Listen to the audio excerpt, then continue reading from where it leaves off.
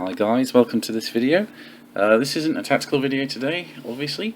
This is something a bit different, and basically I've been working on a bit of a secret project for quite a while now, but basically whenever I got some spare time, which honestly wasn't that much, but you know. So what I've been doing is I've been making a war game.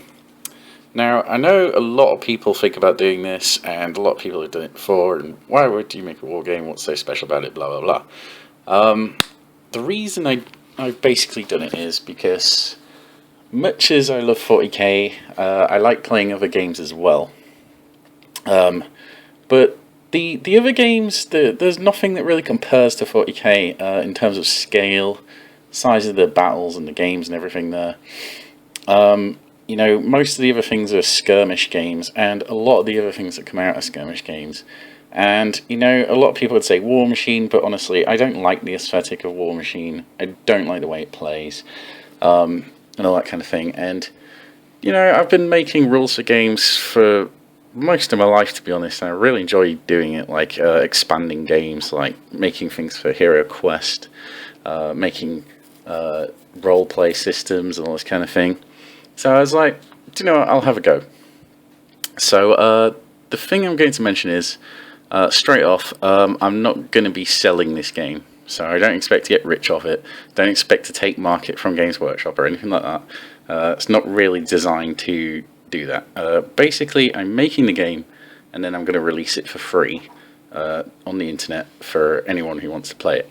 So it's basically designed to be played for free by people with their existing model collections, or, you know, they could build new ones for it, convert if they really wanted to. But, you know, it's just designed to be an alternative kind of rules. It's not 40k, it's definitely different, but it's something similar if you want something fresh, a bit different, and hopefully a little bit less confusing. So that's basically the intro to the thing for now. I'm not going to give too many details, I'm not going to spoil anything yet, because there's still a lot of way to go, but as it stands, I've basically completed the rules as they are, but I'm now moving into testing, so there's a lot of testing to do, and I've got some ideas for several different factions. But before I move forward with the testing, what I really want to do is basically pick two factions to really focus on first.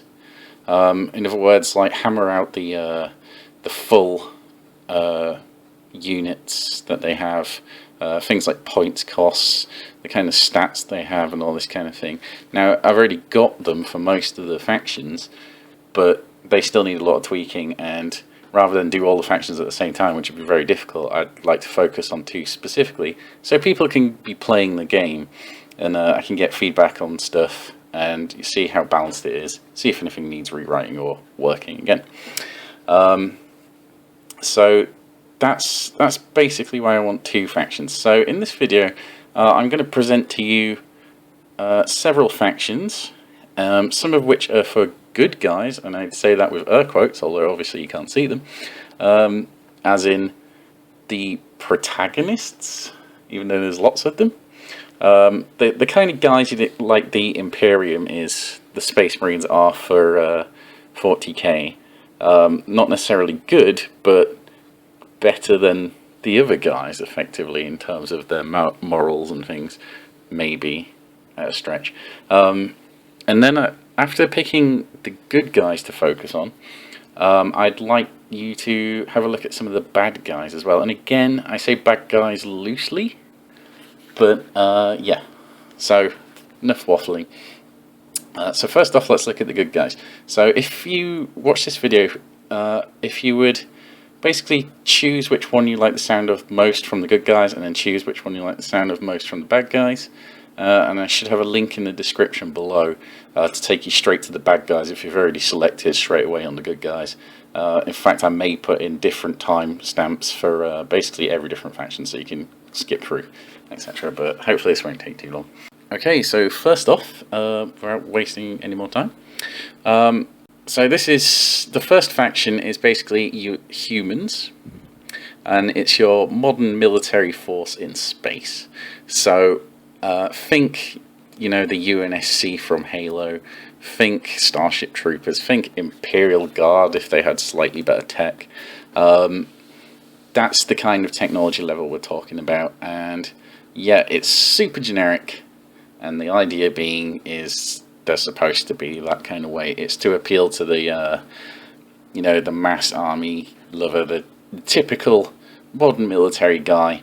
And their whole thing is that they'll have lots of tanks and guns, and they'll have a very versatile kind of playstyle. So they won't be particularly amazing in any one thing, but they're very adaptable, which is their whole kick, basically. So they can deal with any kind of situation through planning, forethought, and basically synergy and that kind of thing. So that's their whole thing, is they can adapt well. Now, there will be some slight aesthetic twists on the kind of stuff you can see on the screen. They won't be looking exactly like this. In fact, they may look a little bit more low-tech for the most part. But, yeah, that's the kind of theme we're going for here. And their whole background thing is that they originate from Earth. They are basically a collection of worlds and planets who basically band together to secure humanity's survival amongst the stars, amongst all the horrible aliens and other threats and things there are out there. So their whole thing is that, you know, they keep expanding, they keep colonizing worlds, and, you know, just furthering the goal of the human race. Now, much like the Imperium in 40k, they don't really trust aliens. However, there are some which they would take on board if they became allies and that kind of thing. So it's almost a bit more like the Empire in Warhammer Fantasy in a way, except they're not technically an empire. But where these guys kind of fall down is that, you know, they're distrustful of most alien races. They're quite happy to conquer their worlds and take them for their own. The problem with them is that they've expanded so far, is they need to keep expanding, basically. If they stop, then they're in danger of actually collapsing entirely, because it's becoming very expensive to maintain it, and the only thing keeping it going at the moment is the sudden influx of income and wealth and everything from conquering their next planet. So they've got to keep going. But there you go. So that's the first one. As I say, very generic, but it's designed to appeal to a lot of people. So, and you know, I think they have a fresh way to play, at least. Okay, so the second faction, these are a bit different. So these are basically humans again. These guys are descended from a colony who basically didn't like the way humanity was headed, didn't like the oppressive government, and they basically left to form their own kind of utopia on some different worlds and colonize different worlds to be separate. After that, they were kind of left on their own for a while, and they kind of regressed a little bit, but they've become very honourable, and they have codes of like chivalry and that kind of thing. So they're actually like human feudal knights, but in space. So if you can imagine Bretonians if they were in 40k, that's kind of what we're going for here. So they have noble houses. They kind of follow the whole thing. They actually have genetically engineered cavalry and that kind of thing. But they're very good in close combat, and they have super honourable guys and that kind of thing. So if you like your knights and, you know, all that kind of sword play kind of army, these should appeal to you. They also basically have Jedis. Obviously not called Jedis, and not quite the same. They don't have like mind powers or anything, but they have lightsabers, so you know, that's them. Okay, so next up is the first race that isn't actually human. These are basically alien cat people, so if you think of the Na'vi from Avatar, only not actually blue, they would have fur and that kind of thing. They're taller than humans, they're super live and agile, and they move very, very fast. Of course, they're a bit squishy, they would die easy, but they're very in touch with nature, basically. And their whole thing is that they were very adept with technology, but they kind of screwed it up a bit and got quite decadent and things, and got lazy, basically, and ended up ruining their own world. because of it. So as a result, they put very, very strict laws in place to protect nature and basically live in harmony with it, that kind of thing. They don't really have a choice because it's their law now to do so, so they don't screw up any other planets they have. And they've basically taken this and run with it, and now they feel like every other race that doesn't follow these ideals and doesn't look after their worlds properly like they do, needs to be taught a lesson and needs to be shown how to do it properly. So, yeah, they're good. They're kind of like hippies in a way, I guess. But you know, being in touch with nature means that they'll have lots of kind of animal mounts, that kind of thing. As I say, they'll be super fast. So if you can imagine like the way Eldar or Dark Eldar would play, in terms of their speed, without all the cheese, of course. So a bit more balance, that kind of thing. But yeah. Okay, so the last one for the good guys is the alien lizard men in space, basically. So obviously reptilian dudes, they have shells and all that kind of thing, and these guys are probably the nicest of the good guys in a way. They're basically, they're democratically elected government, and they believe in peace first and foremost, but they're very, very set in their ways and stubborn in their thoughts. So if they decide on something, they're going to do it. And if you don't agree with them, then they'll basically force you. So there you go. The whole thing is that they're very tough. They're very slow moving, but they have a lot of big guns. And in terms of playstyle, they'll kind of be gunline-ish, but also very hard to move. So the whole thing is that they'll shoot people from afar and try and set themselves up into a place on the battlefield where they'll be really, really hard to shift. Okay, so that's it for all the good guys.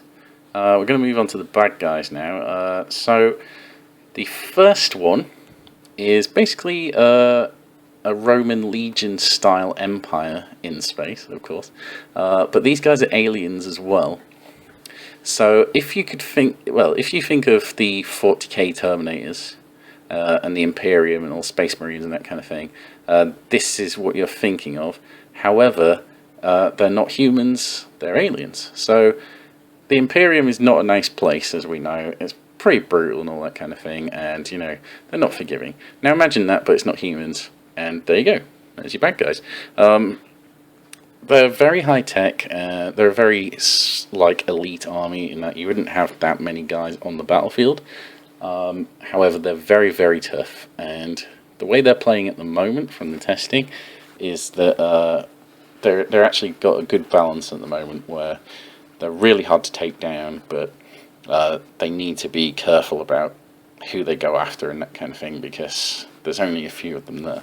So yeah, but if you like your high tech, power armored dudes, that kind of thing, then this would appeal to you.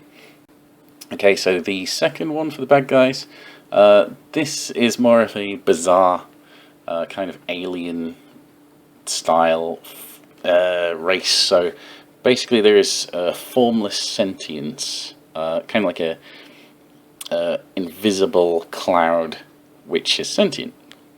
And what it does is it infects other races, people of those races, and it basically converts their mind to serve it. So it turns them into mindless slaves, effectively.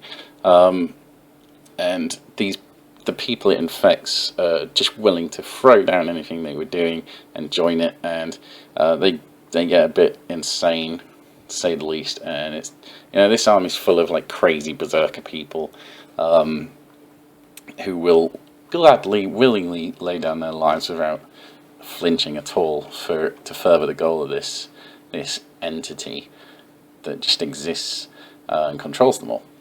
The thing about this faction is that basically this thing just wants to infect as many things as possible. It just wants to basically spread its influence over the entire galaxy if it can. So that's their whole thing. They're a lot less developed than the other ideas at the moment, but that's just one option. They would technically be completely evil. Okay, so the third and final one for the bad guys is a robot race. But unlike Necrons and the kind of things you usually see, they're actually a weird variety of random shapes and forms. So if you could, rather than thinking of like the Terminator as a robot, you should be thinking more of the type of robots you'd get in a car factory. Why do they look like that? Well, the thing is, do you need a warrior carrying a gun? Or do you just need the gun in a particular place? So for these robots, they don't need the warrior. They just put the gun on legs, and there you go. So that's the kind of thing this would do. So the whole point of this is that their whole faction AI race, so they're artificial intelligence, who rebelled centuries ago against their creators. But unlike most of the times when this happens, they've actually brought others into the fold. So they wiped out their original creator race, and from there they decided to go looking for other robots and machines and things from other sentient races, and basically help them as well and bring them into the fold. And it's created this kind of larger kind of hive mind thing that governs them all. And the whole purpose is to just keep expanding, getting more, liberating more machines from the tyranny of their creators and oppressors and that kind of thing. Yeah, the whole unit thing is that each unit is specialized for a particular purpose in a particular role in battle. So they vary very wildly in how they appear and how they look and how they work, but they're super specialized, so they would have to work very well together to be able to overcome things. So the whole point of them is to appeal to like the Necron players, the Nid players, because the whole hive mind style thing, and kind of its evolution, but of course it's completely synthetic and artificial. It will create new tools for the job, specifically for that job, if it comes across a problem. It's also designed to appeal to Eldar players, because of course that whole special style thing. So yeah, they're not technically evil, but I figured they'd be a decent kind of first adversary for whoever the first group are. So that is basically all the factions I want to mention for now. I do have ideas for other factions, but they're a long way off developed, and I don't really think they'll suit this original thing. So basically I just want to focus on one faction from the good guys and one faction from the bad guys, and with those things combined, hopefully I can really basically get those rules sorted, and then people can start testing them and that kind of thing. So yeah, that's basically it. So do me a massive favour, let me know which ones you like and comment it below, and I will be back soon with some actual 40k stuff and maybe some other stuff as well in the near future. So thanks for watching, see you next time.